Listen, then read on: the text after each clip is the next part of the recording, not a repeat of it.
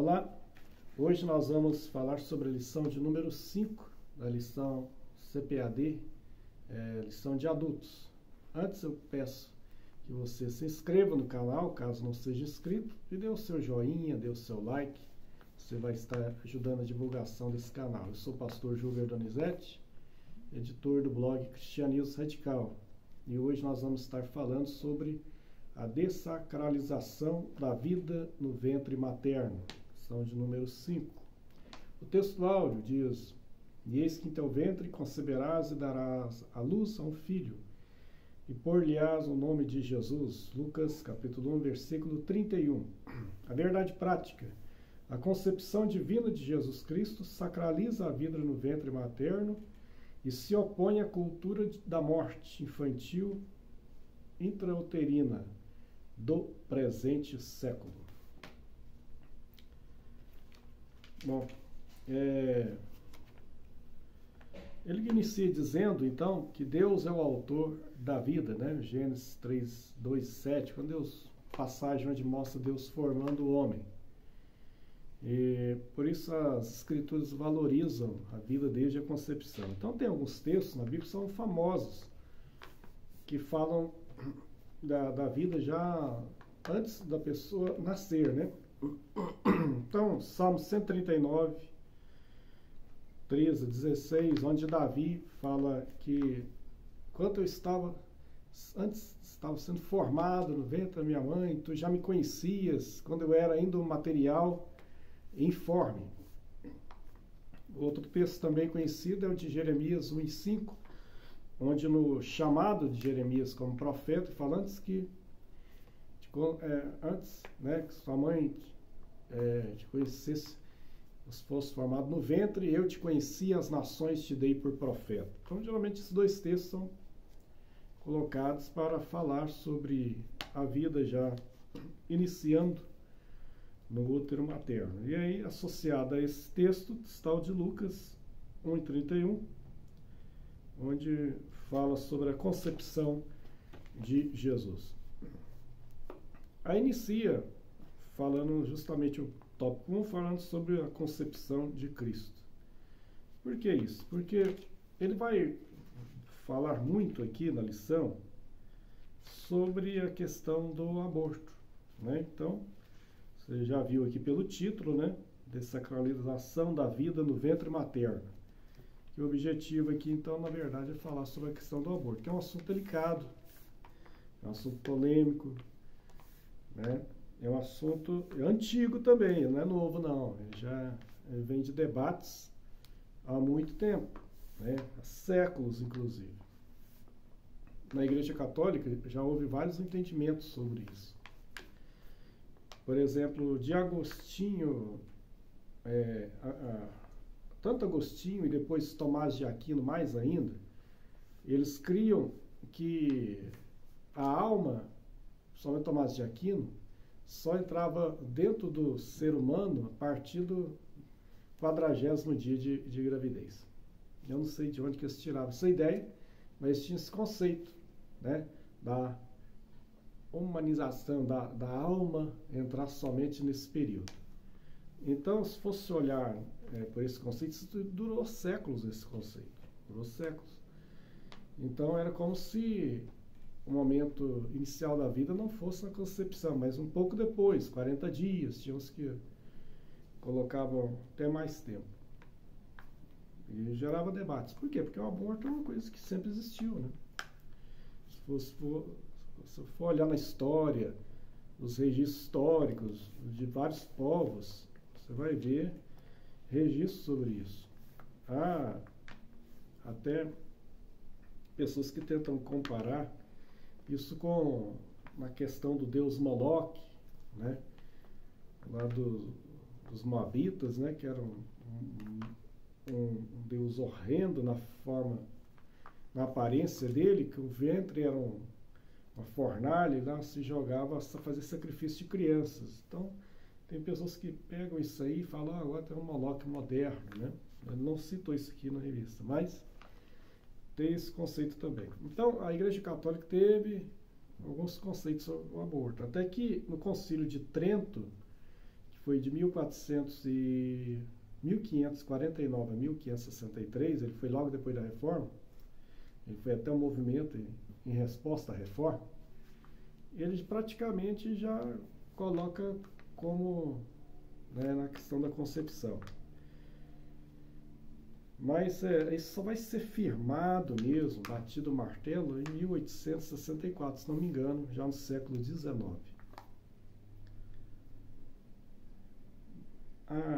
Sobre o aborto, seria bom a gente falar também da questão legislativa, principalmente no caso do Brasil.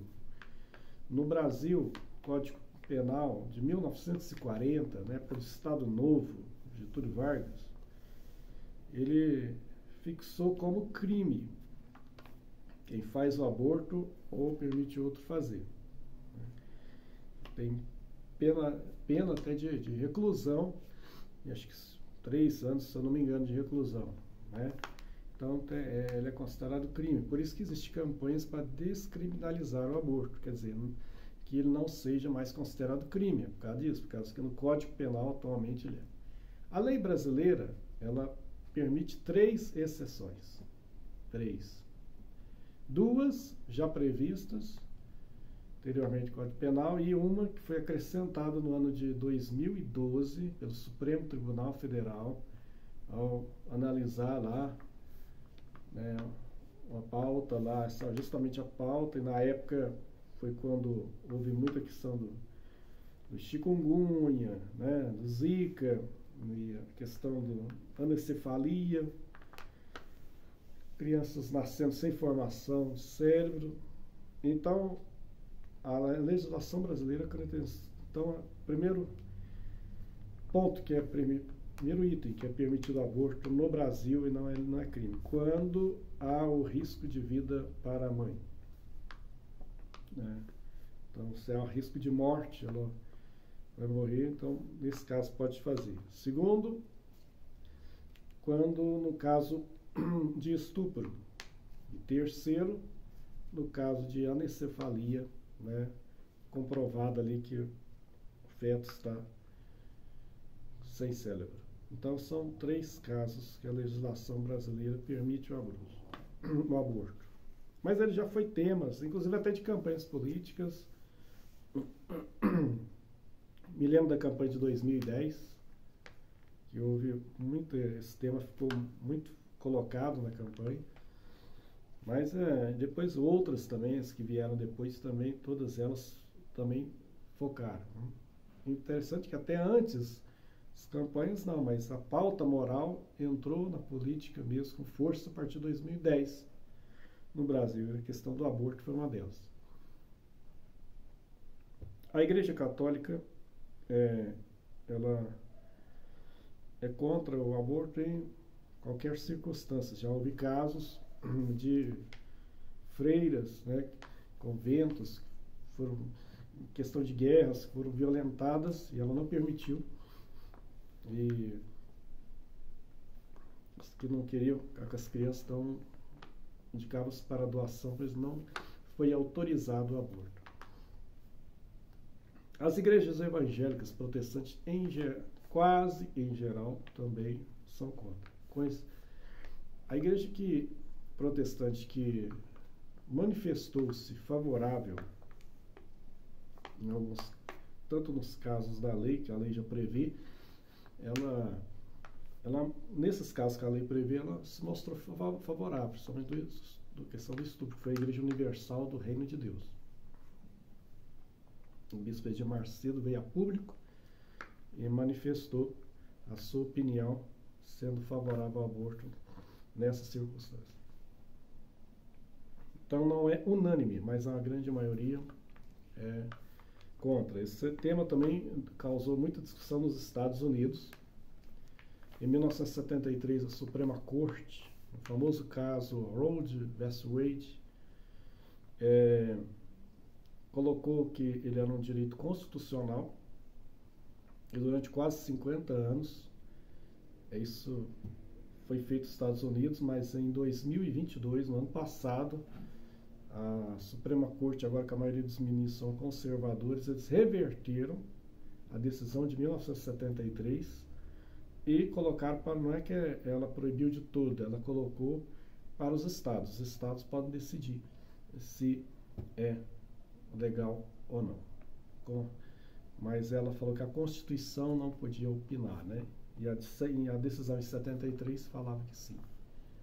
Então, uma reversão nos Estados Unidos, recente agora, estão tentando mudar pela legislação a decisão que a Suprema Corte de lá tomou no ano passado. Acabamos de falar sobre a questão da legislação, sobre o aborto, sobre por que ele colocou a concepção de Cristo, dizendo que Jesus foi formado, né?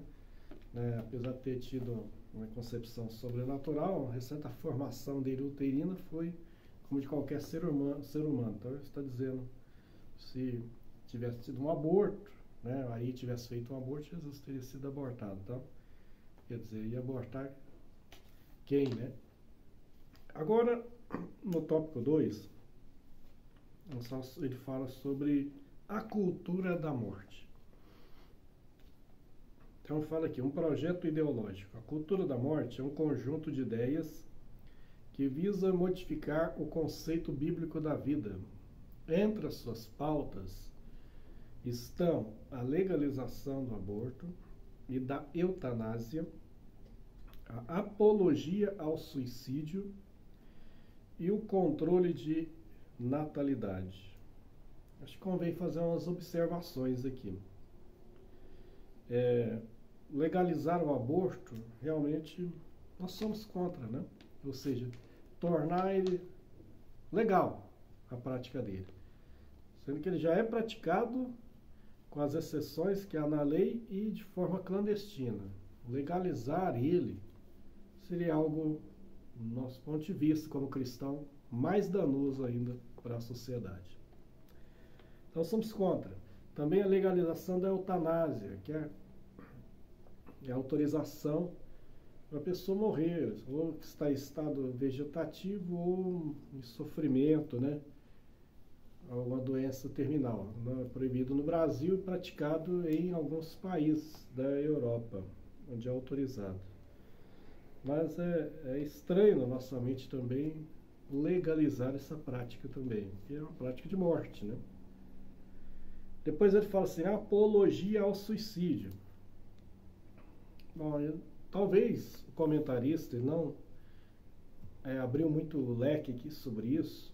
Talvez ele esteja falando sobre determinadas coisas que nos últimos anos a gente anda vendo.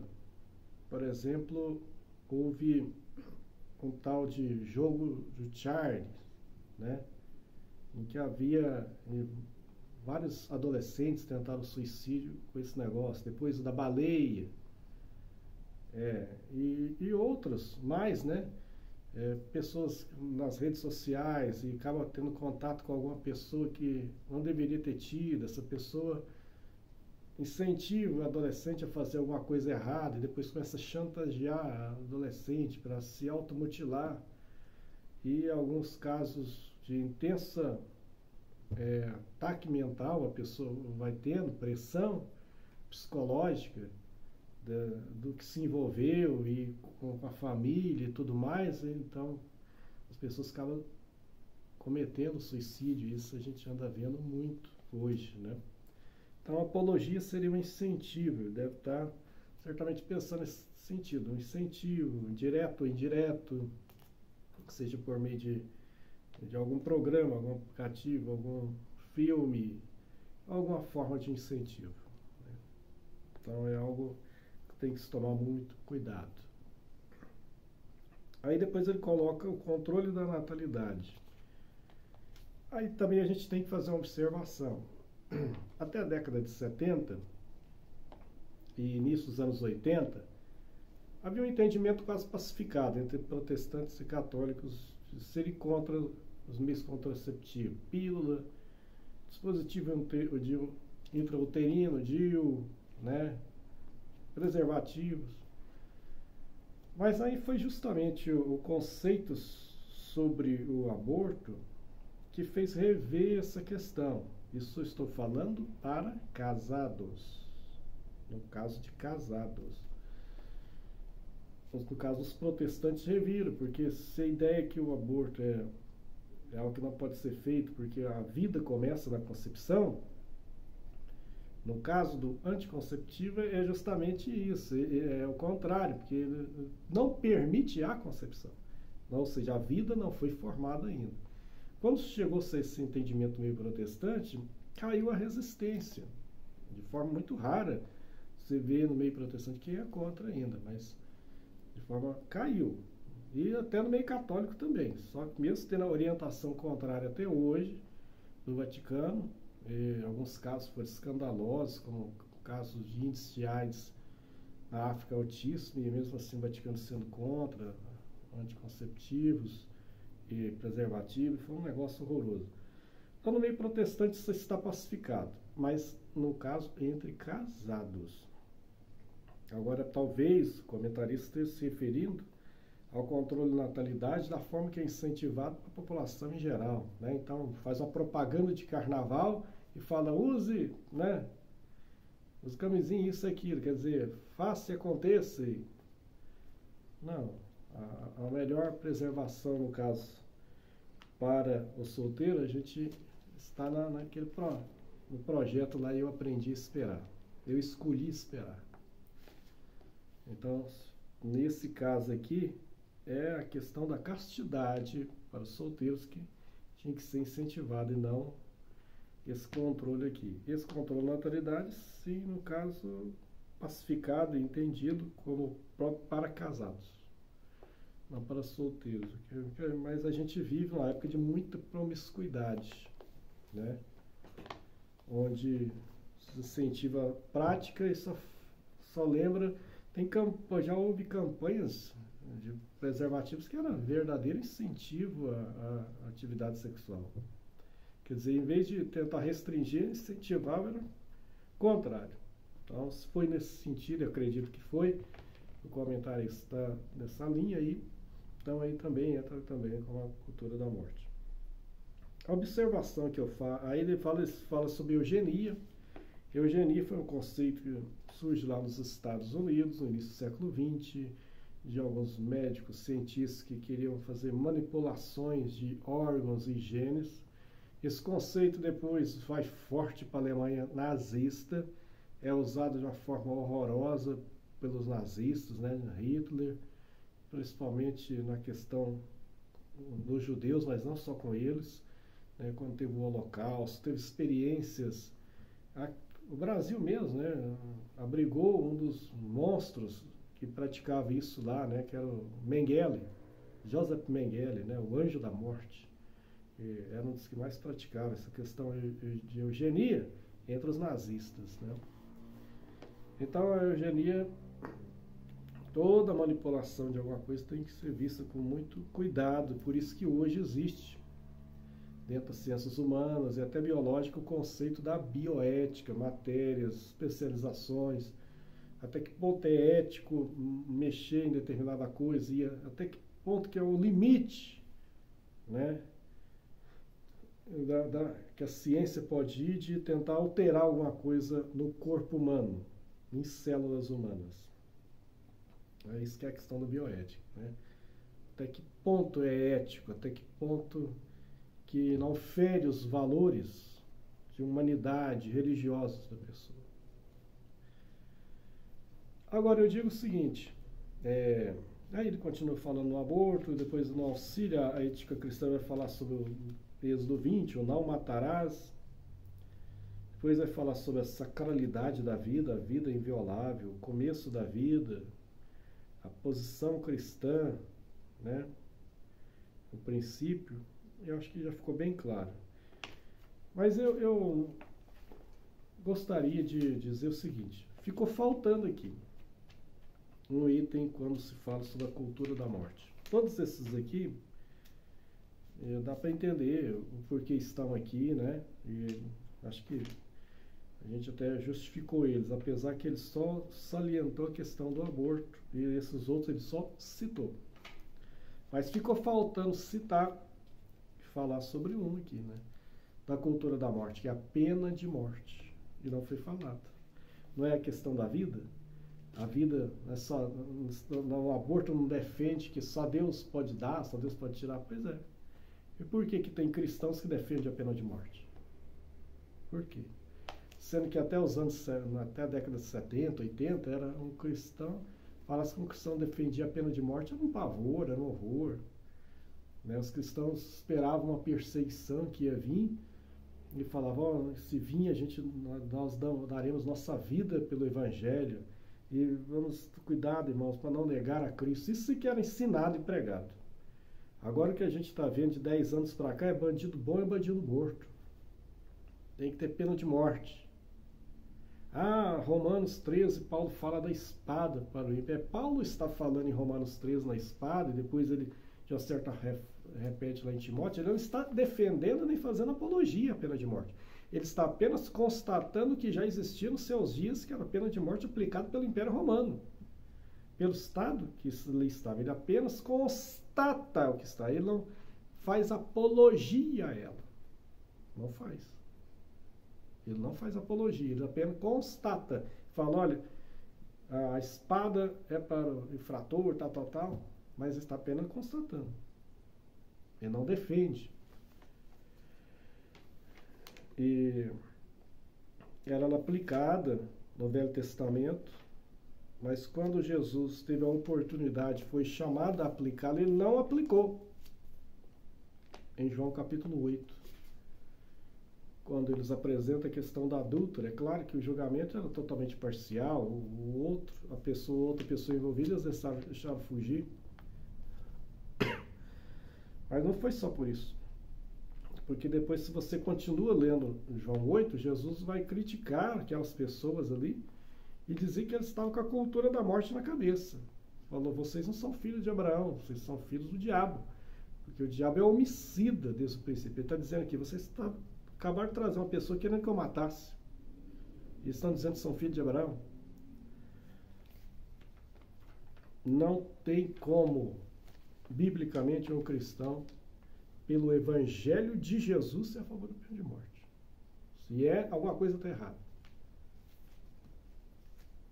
Apologia a armas, apologia, isso é tudo cultura da morte. Apologia à pena de morte. Eu até entendo que na legislação, no caso aqui do Brasil, possa ter um dia, quem sabe, aplicar prisão perpétua. Alguns casos complicadíssimos de pessoas que não dão, se soltar, pratica de novo, como tem nos Estados Unidos, mas não a pena de morte. Lá mesmo, há muitos estados lá estão abolindo. A França aboliu em 1981. Na Europa Ocidental praticamente toda foi abolida. Tem aqui querendo implantar. Então, e agora, só para encerrar essa questão da pena de morte, Jesus foi morto por quem? Jesus foi morto porque tinha pena de morte. Ele foi morto pelo Estado romano, pela pena de morte da época. Um inocente. Paulo foi morto por quem? Foi morto pela pena de morte. Pedro, pela pena de morte. Os apóstolos todos. Por decisão do Estado da época. E eram inocentes. Mas essa sina continua hoje.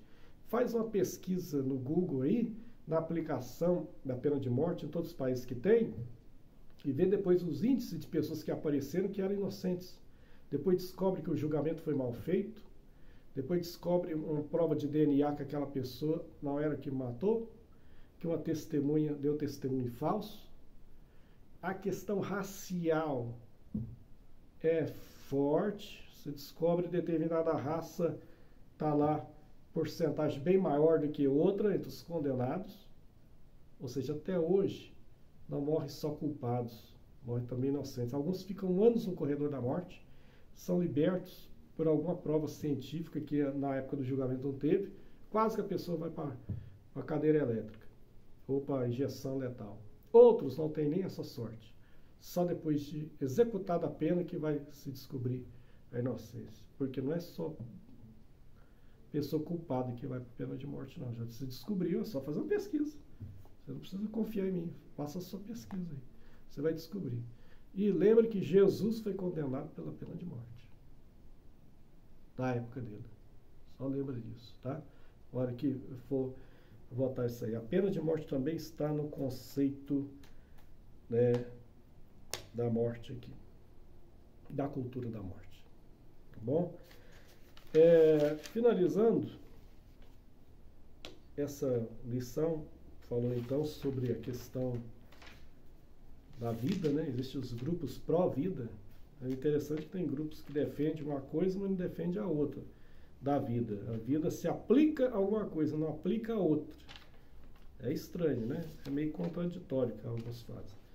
Mas a questão da vida, e a vida só pertence a Deus, tem que ser aplicado para tudo. Para tudo, princípio, não pode ter mudança. Não matarás, continua em vigor de Êxodo 20. Tá? Conceito moral. É isso aí. Semana que vem, nós falar sobre a desconstrução da masculinidade masculina. Próxima lição. Muito obrigado você que nos assistiu. Não esqueça de dar o seu joinha, se inscrever no canal. E eu agradeço, né, a sua participação, aí ter estado conosco assistindo esse vídeo. Até lá, Deus abençoe.